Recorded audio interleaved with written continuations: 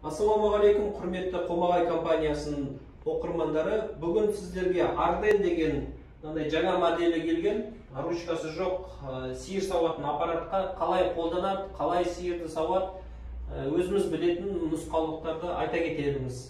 Флягасы 30 литр жүреді, негізі 30 литрдан көп, бірақ стандарт бойынша 30 литр деп аталады.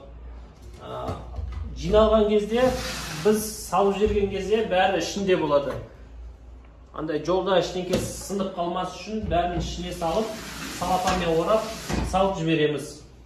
Алған құрастырған кезде осындай болу керек. Так, қысқаша айтқан кезде мына жақта мотор, электроқұрылғы, прибор. Мотор 220 вольтпен жұмыс істейді, кәдімгі үйдің тоғымен. Тоққа қосып жұмыс істей бересіз. Мына жақта насос болады. Мынау қазір көрсетсем болады. Мынандай мотор, моторда вал болады. Валға насос жалғанған.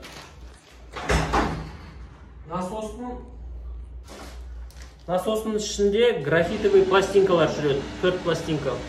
4 пластинкалар айналады да, насос сора бастайды. Ауаны сора бастайды. Қысым пайда болады. Так, ішінде мынандай графитовый пластинкалар болады. Пластинкалар уақыт өткеннен кейін желінеді. Желінгеннен кейін ауыстыру керек. Моторыңыз дұрыс істемесе, содан да болуы мүмкін. Мынау глушитель.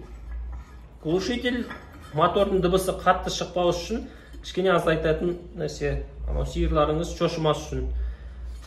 Мынау насостың ішіне қоқым-соқым ештеңе кірмес үшін мынаның ішінде андай домалақ шарик болады. Шарик обратный клапан сияқты қызмет атқарады. Мына насостың ішіне қоқым-соқым кіріп кетпес үшін. Қоқым-соқым тас бірдеңе кіріп кетсе, анау графитовый пластинкалар графиттен жасалған, анау қарандаштың ұшы сияқты сынып кетуі мүмкін, өте нәзік. Кейде насостың ішіне сүт, су кіріп кетеді. Өйткені флягасын толтырып кетсе, насостың ішінен мынау заглушкалар әдейі жасалған, су, сүт көп болса төгіп ұстау керек. Заглушкалар сол үшін арналған. Кейде конденсат болады, конденсатты төгіп тұру керек. 3 заглушка болады, біреу кішкентай. Міне кішкентай заглушка. Кішкентай заглушканы қою керек жинаған кезде. И басында да бір заглушка тұрады. Көрініп тұрғандай тағы бір заглушка. Заглушка қойған кезде, насос істеген кезде өзі сорып алады. Сіз жоғалтып алмасаңыз болды. Так, ары қарай. Мынау манометр. Манометр мынау қызыл сызыққа дейін бару керек. Оның регулировкасын, мынау регулятор давления деп аталады. Сомен қадағалап тұрасыз. Настройкасын. Бері ары регулировкасын жасап тұрасыз. Қысым көбейсе, ол кезде уже қысым көбейгеннен кейін шлангысы, крышкалары бірнекесі жыртылып атып жүруі мүмкін. Сол үшін мынау регуляторды қолдану керек. Қысым көбейіп жатса, регуляторды баса салса, қысым түсіп кетеді. Қазір көрсетемін. Тоққа қостық. Айта кететін жат, мынау қысымды қалай тексереміз? Мынау коллектор. Коллекторда мынандай клапан болады. Клапанды жоғары көтерген кезде, мына жақта көрдіңіз бе, жабылып қалады, ешқай жақтан ауа шықпайды қысым. Сосын давление пайда болады. Қазір көрсетеміз. Насос тек қана сорат. Мынау пульсатор деп аталады. Пульсатор сиырды сауған кезде қолмен сауған сияқты имитация жасайды. Сауады, демалады. Сауат, демалады. Өйткені насос постоянно сора берсе, ол да зиянды сиырға. Сорат, демалады. Сорат, демалады. Кейде мынаның ішіне сүт кіріп кетеді. Сүт майлы болғандықтан ішіндегі мынау пластиналар тоже жабысып қалады. Оны да қарап отыру керек. Жабысып қалса, сумен шаю керек. Әр сиыр сауған сайын шелекке суды алып, тазалап тұру керек. Сол кезде май қатпайды. Негізі мынаның ішінде де мынандай прокладкалар болады. Уақыт өткеннен кейін оны да ауыстыру керек. Жабысып қалса, мынау екі болтты бұрап шығарасыз да, кішкене қолмен жібересеңіз, ол жүріп кетеді өзі. Қазір көрсетеміз, қалай жұмыс істеп тұрады. Қостық, мынау клапанды жаптық. Қысым көтерілді. Қызыл сызыққа келген кезде мынау пульсатор жұмыс істей бастайды. Пульсатор көрдіңіз, ары бері жүреді. Сүт майлы болып қалғандықтан кейде жабысып қалады. Жабысып қалса, мынау екеуін ашып, кішкене жүргізіп жүру керек. Немесе сумен шайған кезде өзі шайылып кету керек. Давление көтерілді. Давление асып бара жатса, мысалы, мынаны баса салсаңыз, давление түсіп кетеді. Сол кезде шлангыңыз жыртылмайды, крышкаңыз тапылмайды, ештеңе болмайды. Сиыр сауған кезде мынаны төмен түсіресіз. И бір-бір жеріне қоя бересіз.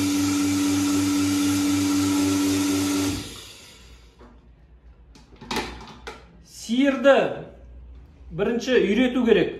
Жуас сиырлар сразу үйреніп кетеді. Андай асау сиырлар болса, кейбіреулері аяқтарын байлап, немесе мынандай антибрид деген бар. Сиырдың санынан жасап қояды, мына сиыр теппейді сол кезде.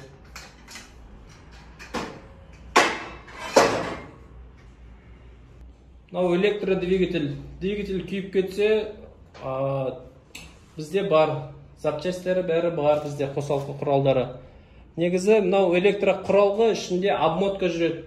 Обмотка андай 1 сағат істегеннен кейін суытып тұру керек. Қатты қызып кетсе, бұлай қолмен ұстауға ұстатқызбаса, онда өшіре салу керек моторды. Моторыңыз ең бастысы мотор болып саналады. Мотор күйіп кетсе, онда аппаратыңыз жұмыс істемейді.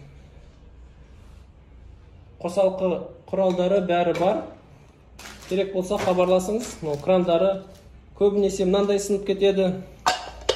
Машина басып кетеді, арба басып кетеді. Мынандай крышкалары көп сынып жүреді. Негізі өте қатты, жақсы пластиктен жасалған. Бірақ соның өзінде де енді машина таптап тастаса, басып кетсе, сынып қалуы мүмкін.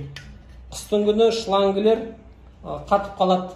Қатып қалған кезде жақсы кигізілмейді. Сол үшін кішкене жылы суға ма или жылы жерде ұстап, сосын кигізу керек. Әйтпесе, қатты күшке салған кезде де мынау жерінен сынып кетуі мүмкін. Кейбіреулері мынандай темір қақпақ алса болады. Андай пластмасс сындырып аламын деп ойлап жатса, мынандай темір қақпақ болады. Ол сынбайды. Көбісі кетіп қалатын зат мынандай коллекторда резинкалар болады. Гелевый резинкалар болады, мынау каучуковый. Негізі сапасы жақсы, көпке шыдайды, бірақ мынау күнде бұлай ары-бері жылжып тұрғаннан кейін, мына жері кетіп қалуы мүмкін. Кетіп қалған кезде мынау түгел алмайсыз, мынандай резинка алса болады. Оны ауыстырған жеңіл, мына жерінен бұлай шығарып, мына жерінен шығарып, жылы жерден өзіңіз ауыстыра салсаңыз да болады. Бірақ мына жақтағы кейбір кезде тесіліп қалады. Бірдеңке жыртып кетеді, тас бірдеңке кіріп кетсе, тоже жыртып кетуі мүмкін. Бір жерінен тесік болып тұрса, онда қысым кетіп қалады. Мына көрдіңіз бе, герметичный болу керек.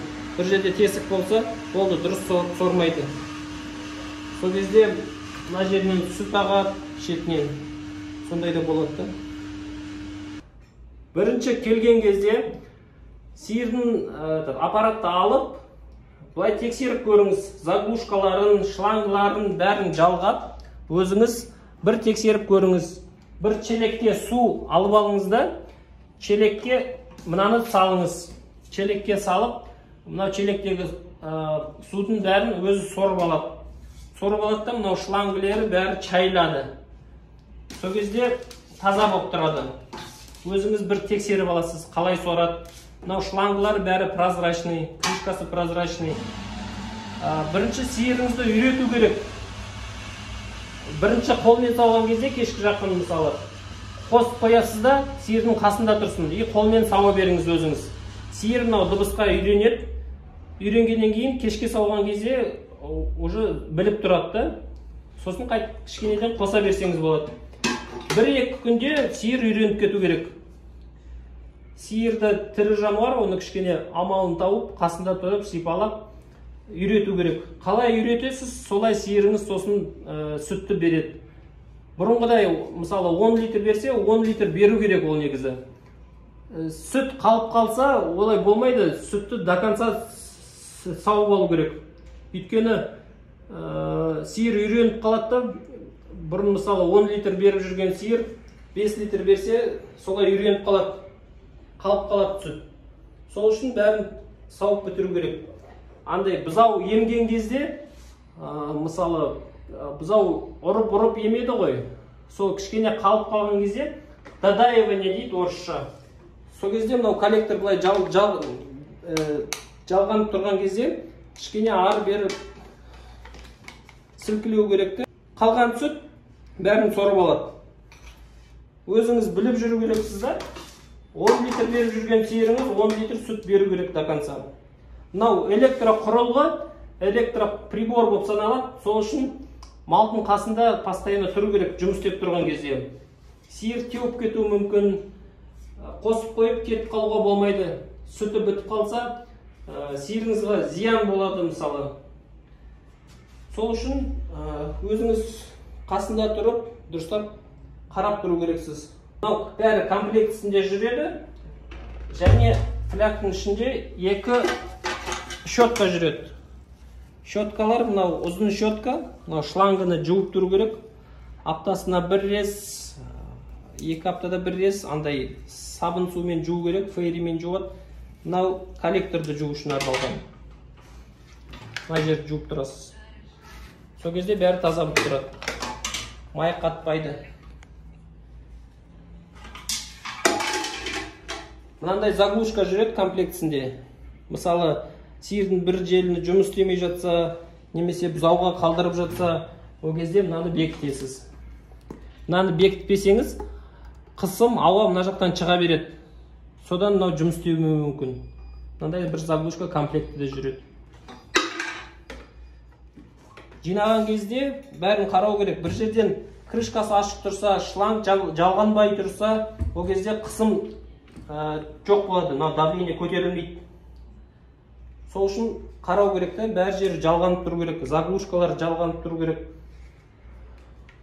Бәрі қысым болғаннан кейін сиырды сауға берсе болады. Бірақ 4 желінге бірдей тоғу керек. 3 желіні тығып, бір жері ашық тұрса, ауа мына жақтан кетіп қалады. Қысым болмайды да.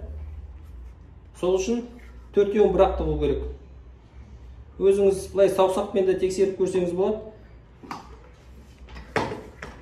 Назарларыңызға рахмет. Сұрақтар болса хабарласыңыз.